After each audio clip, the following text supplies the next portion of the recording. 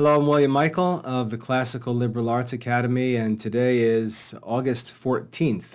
We're continuing to get ready for the new school year, and in the Academy we've got lots of new courses that we're making available to help homeschool parents satisfy both classical Catholic study requirements, but also modern grade level requirements. And I want to talk about this a little bit because I have to admit that working with homeschooling parents is often entertaining to me.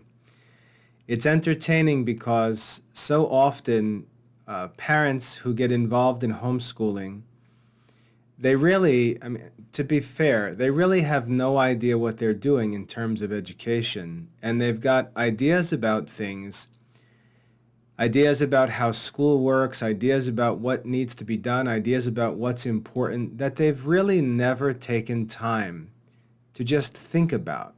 They've really never taken time to think about many of the things that they assume or get started with, and it's quite entertaining for me to interact with families because they make the work of homeschooling so much more difficult than it should be. They punish themselves and their children by doing things that really make no sense. And then in the end, they further punish themselves by not positively doing things that would make sense. And so, as I said, it's entertaining at times because really it's funny to be contacted by parents who are trying to be so serious, and yet what they're doing is often so silly. And in this talk, I'd like to try to just help homeschool parents to pump the brakes for a minute before we get into the new school year, and just think with me through some of the things that they do and worry about and think rightly about them and have a good school year this coming year. Most of us, myself included, went to school in modern schools, and we just got used to normal modern school stuff. We got used to going to big schools with faculty members and all kinds of policies and procedures. There were all kinds of ways things were done and methods that were used in our schools. I attended a really large public school system in central New Jersey, and so I know it ranges from my experience all the way down to smaller Catholic schools and maybe even homeschools for parents who are now homeschooling. But we got used to the way that things are done, and we take them for granted, and it's hard for us to think outside of that box because it's all we've ever known. And yet we really need to think outside the box in order to go about this work of homeschooling intelligently, because as I said, much of what's done in the name of homeschooling really makes no sense at all. So just think through these things with me. And this is the kind of thinking that I encourage you to take time to do. When I was in school, we had tests. We had Scantron tests. If you were in a school back in the 90s, you probably remember Scantron tests. I don't know if they still use this stuff today, but we had Scantron tests, and so we would study for a few weeks, and then we'd have a test in a course like biology or something like that. And we'd have a test, and the Scantron was an answer sheet that we filled in multiple choice answers on, and the teachers can run them through these machines that graded and scored them. And so we got used to these, computerized answer keys. And the same thing is used for standardized testing. The same thing is used for SAT tests and other major tests where there's lots of students, lots of grading that needs to be done. And technology, as crude as it was used to try to help teachers get grades in the grade book, as we used to say when I was a school teacher. And we got used to taking tests like that. Teachers made tests so that they could be graded by Scantrons. And we got used to that idea of assessment and testing and grades and so on. But I want you to ask the question, what was the testing for? What was the testing for? The reason why the schools need to test students is because the teacher doesn't know the students. She's not with the students. She doesn't go home with the students. She doesn't know what the students do at night. She doesn't know what the students do on the weekend. She doesn't know if the students have read the lessons in the book or if they've paid attention in class. She has no idea what the students know. And so the teacher, because she's working with a class of 25 or 30 students, she has no way to know what they're learning or what they're not learning or who's learning the most or who's learning the least. She's got no way of knowing that. And so she's got to use a test to learn what the students know. And so there's sort of a built-in impersonality in the relationship between teacher and students that requires testing in the first place. And again, it's owed to the fact that the teacher is working with a large number of students who she only sees maybe an hour a day, maybe an hour and a half every other day. That's all she sees. She doesn't know what they know. She doesn't know if they're learning. She doesn't know if they're following the ideas that she's trying to teach in the class or if they're understanding the textbook lessons. She doesn't understand if they know how to do the exercises, if they can find the solutions. She's got no way to know unless she tests them. And so the purpose of testing is to prove that a student has in fact done the study and is understanding the concepts. That's necessary when the teacher doesn't know the students.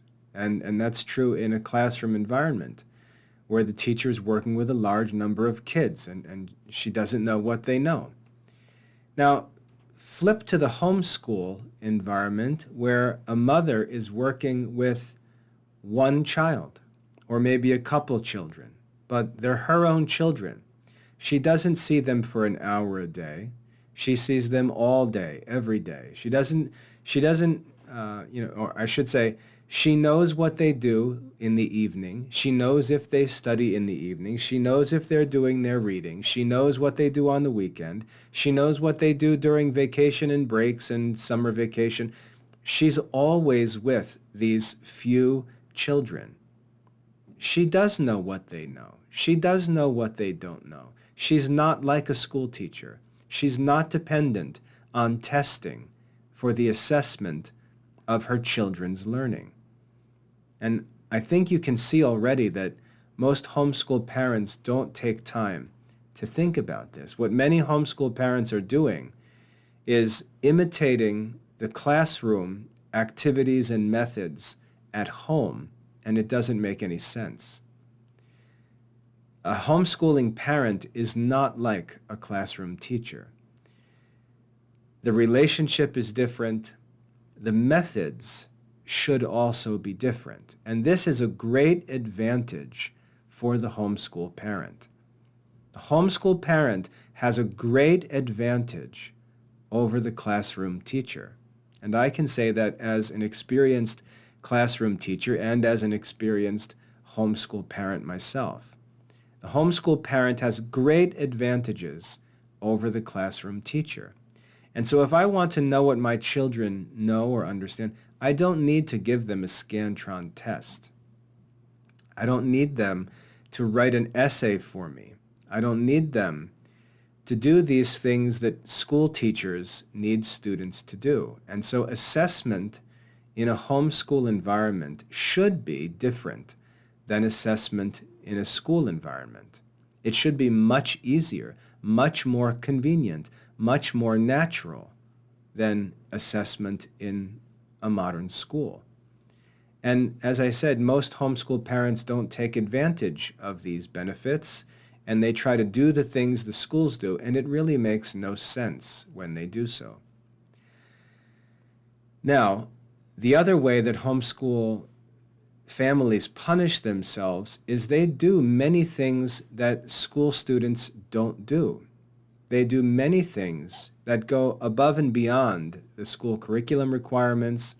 They do many things that modern students don't do, but the students get no credit for them because there's no way of recording progress or tracking tasks that are completed by the students. And so many, many hours of what would qualify as study are simply not recorded by homeschool families. And every single academic task that a school student does is recorded. And so at the end of their education, when the paperwork is pulled out, it looks like students in schools have done all of this stuff, and it looks like the homeschool kids haven't been doing anything. And it's the fault of not having a way of recording the activities that students do. And I talk about this all the time. For example, I'll give you a couple examples off the top of my head. When I was a school teacher, let's say teaching a world history class, I would meet with my students every other day for 90 minutes. So we had block scheduling every other day, an hour and a half class, and I was teaching a high school world history course. There would be occasions where I knew of a really good movie that I wanted the kids to watch, and so I would schedule a movie for one of our class periods. An hour and a half class period, we could get through a movie during that time, and that would be their academic task for that day. I might give them a questionnaire or something like that to do while they watch the movie, and they'd turn that in so it would actually become a graded activity. But we would watch a movie together, and they would get academic credit for that hour and a half spent watching a movie. Now, if we were to come to my house and look at the lives of my children, we'd find that my children watch hours and hours and hours of historical movies and film versions of classical literature and things like that. And when does that get recorded? All of that would be credit-earning activity in a modern school, and yet we do it as just our normal family culture. Our kids don't think anything of the fact that they know all the details of many of history's greatest literary works because they've watched film versions of them 20 times. They know stories of Shakespeare's plays because they've watched film versions of them, or they know English classics like Pride and Prejudice because they've watched the film version 50 times. Do they get credit for that? Because kids in school do get credit for that, but often the homeschool kids don't. If a girl helps her mother prepare Thanksgiving dinner and she cleans a turkey for Thanksgiving dinner, does she get any credit for that? Meanwhile, a seventh grade girl in a biology class opens up the body of a frog and gets days and days of lab credit because she's studying the body of an animal. Even though the girl preparing the Thanksgiving turkey or preparing a chicken for dinner is doing the same thing and can be learning the same lessons, no one thinks to give the girl helping her mother in the kitchen academic credit for biology lessons. But the girl in the seventh grade class gets credit on her academic record for, they'll give it a scientific name like dissection lab, where all she's doing is studying the body of an animal. My kids play out in the creek and out in the woods, and they know more about animals than any school kids know. But do they get academic credit for that? Usually no. And that's a fault of homeschooling. That's a problem that we need to fix because it puts our kids at a disadvantage on paper and makes it look like they're doing much less than the kids in school who are actually doing much less. Physical education. If I went to gym class as a high school student and played volleyball for 20 minutes, I got credit for physical education. My kids can go outside and play wiffle ball, ride bikes, climb trees, shoot bows and arrows, go running, go to the gym, go swimming, on and on, hours and hours and hours and hours of activity, no physical education credit. That's a fault of homeschooling. And so you can see what we're doing that's wrong in homeschooling. We're having our kids do all kinds of what schools would consider educational activities, but we've got no way of recording those activities. We've got no way of giving our kids credit for those activities in their school records. And in the end, we cause our kids to appear to be less active than the kids in school. And the stuff that kids are getting credit for is ridiculous. I gave an example of a movie before. Another example, when I was in school, we'd go on class trips. I remember one of our class trips, we went to the local grocery store. So our teacher, I forget what grade I was in, but she brought us for a walk down the road outside the school, down Main Street to the grocery store, and we got a tour of the grocery store, which included some cool stuff like a tour through the butcher area and through the freezers and things like that. We got to see the store. But how many kids growing up know all of that stuff as homeschool kids because they're with their mothers at the grocery store week after week after week? There's no credit for any of that. We had another class trip to McDonald's where we went to McDonald's and they took us behind the counter and showed us how the food is made, how the food is stored, in the refrigerators and freezers. And we got half a day school credit for taking a walk down to McDonald's and then having a McDonald's lunch together. All kinds of quote unquote school activities that we were given credit for in school that, homeschool kids might do all the time. We do all kinds of things and there's no academic credit for it. And the kids pay the penalty for it. So one of my goals in the Classical Liberal Arts Academy to remedy this problem, because I get frustrated for my kids' sake when I think about these things.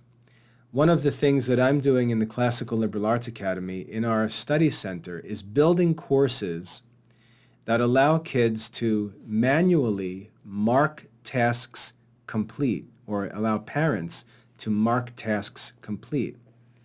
So rather than sitting and reading a random book that's going to get the kid no academic credit, if the student reads a book that is considered an important part of a curriculum, he can mark his progress in the book in our literature courses or in our English literature course, for example. What I want to do is I want to have a study center where homeschool kids for all different kinds of activities, all different kinds of studies, can go in and mark activities complete and record them as academic activities, because in modern schools, that's what they are. That's what they are. And I want parents and students to be able to go and keep track of activities that they complete in our study center. And I'm going to continue to build and expand it because homeschool kids do many things that they get no credit for, no record for. And I want to provide a way for parents and students to record that activity, to have it end up on a transcript or in a recommendation letter or whatever. How many kids go to dance lessons or play sports or go to martial arts classes? They don't get any physical education credit for that.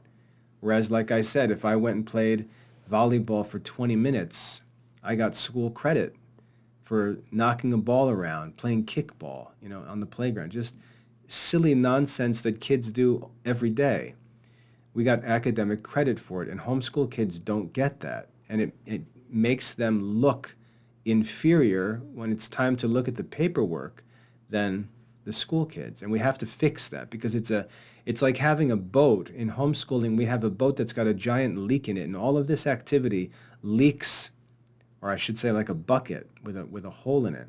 All of this activity is leaking out and being wasted, and the kids don't get any credit for it, and it's to their disadvantage. The school kids appear like they're doing much, much more than they actually are, and we need to fix that because it's not fair to the homeschool students. So I'm adding courses, and you're going to see me continue to add courses. This summer I've added elementary literature courses. I've added elementary science courses. I'm going to continue to add history courses and all different kinds of courses because our kids do these studies, and they're very simple, and we simply need to do the study and mark it complete and have a record for it. Now, you may think, but is that really fair? Is it really fair to mark it complete? Are there no tests? Are there no assessments? Are there no Scantrons? And the answer is no, there don't need to be Scantrons, because we're not classroom teachers dealing with kids we don't know. We're not teachers dealing with large numbers of students, where the only way we have to assess whether or not they read the book is to give them a test. If I'm with my children, I can see that my child is reading the book, and I can go and manually mark the lesson complete. And what more do I need? What more do I need? Because that's what the assignment is for. When teachers gave us reading assignments, homework assignments, we had to go home, read a chapter of a book, and answer 10 questions. The questions weren't probing our understanding.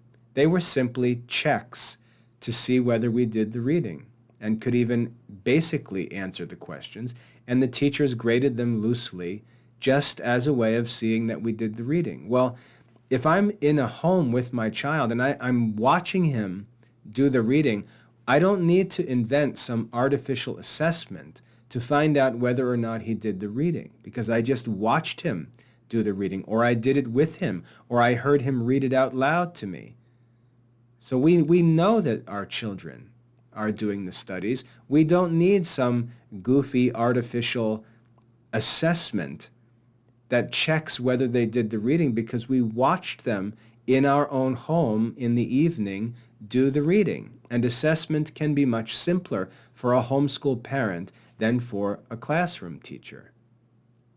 We can ask our children, did you do the reading? Tell me what the reading was about. And we can tell very simply if they did the reading or not, and we can just mark these lessons complete. So there are some courses where assessment needs to be rigorous because we really are concerned with the detailed understanding. For example, catechism. If I'm giving my kids a catechism course, the whole point of that course is to make sure they accurately understand the content of the catechism. I want there to be rigorous assessment for my own sake. I want the kids to be challenged by that assessment, and I want them to be made to think through it and chew on it and answer questions and have to retake the quizzes and continue thinking about it. There are some courses that are really important for their intellectual development that I do want strict assessments for. Classical languages, classical reasoning, things like that. I want assessment on some courses that challenges my students and really forces them to learn to deal with the content of the lessons and prove that they understand it. It's good for my sake. I want to make sure my son understands it. So I want rigorous assessments. But there are other courses where I'm really not concerned with rigorous assessment of my children's understanding. I simply want to record that they're familiar with a certain study, that they're familiar with an elementary science lesson on the joints of the body or how bones move. I'd like to record that my son read a lesson in an elementary science book on how the bones move. I'm not going to get into some deep, anatomical discussion about it because that's not the goal. It's a fourth grade science course, and I'd like to just record the fact that my son read a chapter on how the bones move in the body, and I can simply mark that lesson complete. So in the Classical Liberal Arts Academy, you'll see the courses continue to multiply. Some of them will have rigorous assessment, others won't, and that's not accidental. That's intentional because it's really not a priority to thoroughly evaluate mastery of certain subjects, whereas in other subjects it is important. Now, over time, and I'm talking years and years, not weeks, over time, as we fill out these whole courses and get all of these things established, we'll be able to add more and more rigorous assessment, which will make the program better and better. But at this point, because, as I said, there's this problem in modern homeschooling where homeschool kids are not getting credit, not getting academic credit for things that schools are giving kids credit for, I want to get these courses added to the Academy Study Center, and I want there to be simple assessments where parents or students themselves can simply click tasks complete and mark them complete and keep track of the work that they do. Now, some may say, well, doesn't that allow kids to cheat? Cheating never works because there's always accountability. What's going to happen for homeschool students, because no one outside the homeschool knows exactly what a student did in the homeschool. No one knows that. So what colleges do is they rely on standardized tests. So they've got, let's say, the SAT test. Colleges are going to look at SAT scores. If a kid lies about his study, or if a parent lies, they're going to end up with low test scores. And when they end up with low test scores, a college admissions board is just going to dismiss their homeschool records because the test is going to have shown it to be not good quality. Whereas if a student does the study and is honest, he's going to get good test scores, and that's going to confirm the quality of his homeschool. So there's no way to cheat and get away with things. You're going to get caught if you cheat, and that's why I don't worry about cheating. I warn students and parents that if they're not honest about doing things that they're told to do, if they don't follow the instructions and they mark things complete, or they're told to take a quiz and not look at their notes and they take the quiz with open notes, if you cheat like that, you're only cheating yourself because you're going to get caught. And the danger of getting caught is that you're going to get caught when it's too late to fix the problem because the time will have passed. That's what's really troublesome about getting caught cheating, is that you get caught at the end when it's assessment time, and the window of opportunity for you to actually do the study is likely going to be over, or closed, I should say. And that's the danger of cheating, getting caught at the end and not having the opportunity to fix it. So if families want to cheat and lie about their achievement, they're free to do so. I would hope that Catholic families wouldn't do that, but I know better. But they're going to get caught at some point in the end. The other benefit of studying carefully is that when kids do go to college, if they've had a good preparation in their homeschool with serious studies, they simply have an easier time in college and they get good grades. So either way, cheating's not going to help a kid. He's either going to get caught by admissions boards when he can't pass a standardized test or something like that, or he's going to get into a college and then really struggle to get good grades because he doesn't have a good education. So there's no way to cheat, and I don't worry about that. But in the academy, you're going to see the number of courses fill out, and it's going to include things like physical education.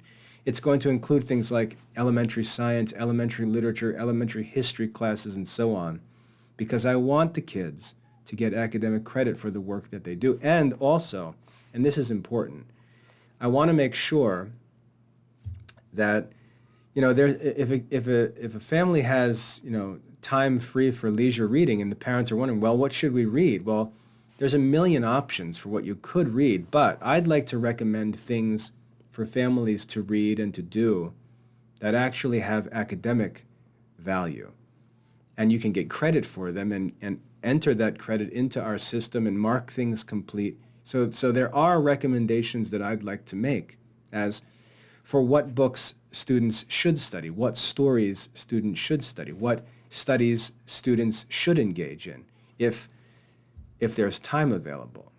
So I'd like to provide some direction in that. And assessment can be simple. Assessment can simply be marking a task complete in our system and have it recorded. So that's what I'm working to provide for homeschool families. But to get back to the original topic, when I said that I find much of what homeschool families do entertaining, it's because many homeschool families are doing school things at home that make no sense.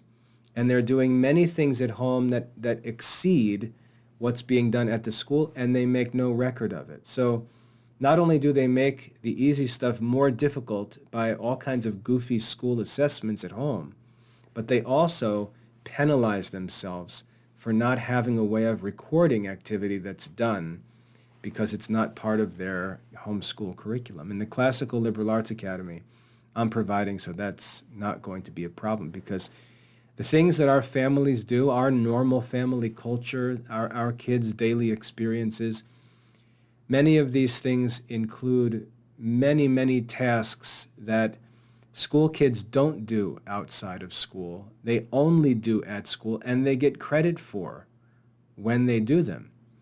You know, when I was a kid, if my teacher wasn't making me read a book, that was it. There was no chance I was reading that book at home. Once the bell rang and I got out of that classroom, I was a free bird. I was not reading books in the evening. I would not be reading books on the weekend. I certainly would not be reading books over the summer. My teacher had access to me when I was in that class, and as soon as that bell rang, I was out. In homeschooling, that's not the case. In homeschooling, we have much more access to our children, time with our children, much more awareness of their activities, their studies, what they know, what they don't know, much more control over their activities, what they do, what they read, what they watch, and so on. You know, movie time could be a great source of education, because rather than watching some goofy nonsense, you know, the kids could watch a good historical movie. They could watch documentaries about the Persian Wars or the World Wars, or, you know, the English monarchy, or things like that. You know, History Channel videos and things. All of that time, you know, when there's opportunity to do things and families need to choose activities, there's no reason why they can't choose activities. There's no reason why they can't choose activities that kill two birds with one stone. Yeah, it gives the family something enjoyable to do on a Friday evening, but it also can be recorded in, you know, a homeschool history lesson as an activity. So I'd like for us to do a better job of preparing and planning activities as homeschool families in the academy, and I'd also like us to do a better job of rewarding our kids by recording those activities. And you'll see more and more over time me adding courses that allow us to do this. And sometimes the assessments will be some simple summaries that the kids have to write, which is sufficient. Other times it'll be something as simple as click on a button to mark a task complete. That's the purpose of those activities as you see them pop up. And I'm going to continue to find ways to reward our kids for the work that they do, for the work our families do, because they often get penalized by doing many, many things that school kids don't do and simply not getting any credit for it. So as a homeschool parent, I want to encourage you to think about the things you do. Don't just do what schools do. Don't just, you know, follow the practices that you remember when you were in school. It's a completely different context. And you're going to end up penalizing your children for homeschooling rather than allowing them to enjoy the benefits and advantages of homeschooling, simply because you're not managing it intelligently. But you're trying to play school at home, which is going to actually put your kids at a disadvantage and cause them to appear less productive in their academic records than they should look if you would do things rightly. So pay attention to what we're doing in the Classical Liberal Arts Academy, because there's a lot of reason behind it. There's a lot that we're doing that I think homeschooling families don't think about, and if they would think about it, they would see just how beneficial what we're offering them is. The fact that all of these tasks can be recorded, that they have all of these records automatically kept for their children, where they just mark things complete, and our system does the recording. There are many benefits available to homeschool families, even for free extern students, because all of that kind of manual task tracking can be done by extern students at no cost. There are just many, many benefits, and I want to make sure homeschool parents understand why things look the way they do and what our intention is, because we're explicitly working with homeschool parents, homeschool students, individual students, small group private school students, and we should not be doing things the way they do them in large schools because we actually have better situations and can do more and can enjoy the benefits. So I hope that's helpful. Think about the things you do. Reflect on the methods you're using. Where do the ideas come from? Are you just imitating things that schools do? And if so, why are you doing that? Because to be honest, no one requires you to do that. So don't do things that are unnecessary because the schools are going to have advantages in those things. And you're going to be at a disadvantage where if you would just get rid of those things altogether, your homeschool would be at an advantage and be even better off than the schools. But you've got to make sure you're doing things in a reasonable way. I hope that's helpful. God bless.